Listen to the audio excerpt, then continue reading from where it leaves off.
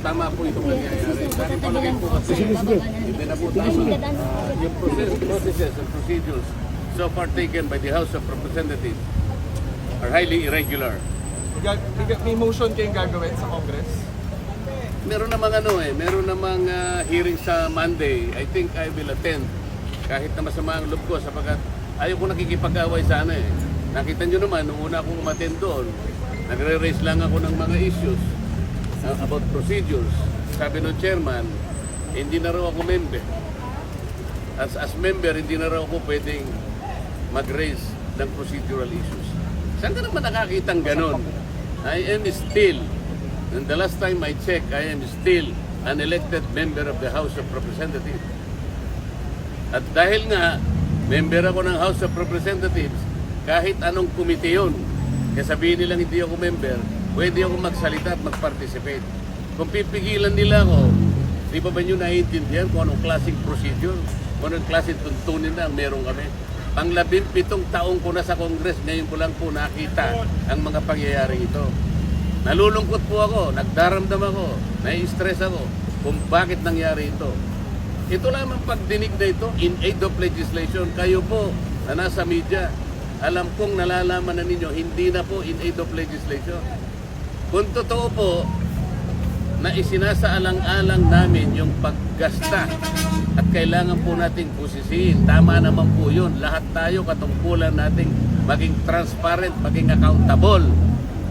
Ang tanong, ang House of Representatives po ba ang gaganap sa tungkulin ng Commission on Audit? Pagka gano'n, tanggalin na po natin ang COA sapagkat sila na po ang nag-audit. Wala po sa tungkulin namin ang mag-audit. Kung sasabihin nila, hindi kami nag-audit. Ang ginagawa namin is investigation in aid of legislation. Okay, kung yun ang ating objective, bakit isa lang inimbestigan natin? Ilang opisina ba ang merong confidential fund sa palagay nyo? May idea ba kayo? NGAs na lang, National Government Agencies. Ilan ba karami ang National Government Agencies? Palagay mo na lang 500. Okay? At yung kalahati nun, binigyan ng confidential fund. Di 250 yun. LGUs, sila ng LGUs. Mga mayors and gobernador. Palagay mo lang 1,000. Kalahati nun, 500. O di 750 na yun. What about the GOCCs? Government-owned and controlled corporations, mga 300 yan. Kalahati na lang, 450. O palagi mo lang 1,000 na lang ang nabigyan na ahensya ng gobyerno. Bakit? Bakit Office of the Vice President lang? Wala pong nagtataka sa atin kung bakit ang pinipilit na isolate lang, ang pinipilit na gisain lang, Office of the Vice President. At saka yung DepEd na kung saan ay naglingkod siya bilang secretary. Paano po yung iba? In aid of legislation po ba ito? O in aid of persecution? Kaya nyo na pong mag-conclude eh. Ang linaw po nito eh. Hindi na po tayo dapat gumamit ng calculator eh. Wala na pong computer na. Hindi nyo pa kayang i-memorize ito. Why are we isolating the office of the Vice President? Kung confidential fund. Ano po ba yung Commission on Audit? Ito po ay independent constitutional body. Bakit kami po ang gumagawa? Tanungin po natin. Sa Lunes po, ako po ay mag-a-attend ng hearing po, ipagpapatuloy po yata ang pagdinig tungkol sa bagay na ito. Pipilitin kong pumunta ron. Sana po'y walang mga away, sana po'y maging sensible, sana po ipakita nila the better arguments. Wala na po sanang agawan ng hopya para tayong lahat po ay masaya. Para lahat makinabang po ang taong bayan. Ibig ko sabihin, sensible questioning, sensible arguments, wala na po kasi yung quality of debates eh.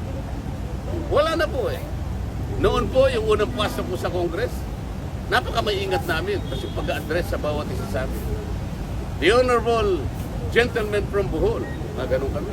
The Distinguished Congresswoman from Leyte. Ngayon po hindi. Duduruin ka pa eh. Sabi pa ng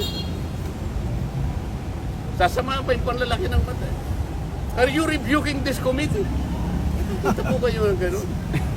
Nakakita na po kayo ng gano'n? Ngayon ko lang po nakita, ewan ko po sa inyo, sa dami po ninyo kung hindi po nyo nakikita ang nangyayari. Hindi po namin trabaho ang mag-audit. Yun pong audit observation memo o kaya notice of disallowance. By their very nature, ito po'y confidential. Confidential po eh. Bakit po ang House of Representatives kukunin nila po yung mga dokumento at sila mismo ang gagawa ng gawain ng COA? Ang ibig bang sabihin, gagawa po ba sila ng batas para i-abolish na po ang COA? Hindi po nila magagawa yun. Para ma-abolish mo ang COA, i-amend mo yung saligang batas. Nakakaintindihan po tayo. So, tanong po, ako na lang po nagsasalita. Tanong po. Kung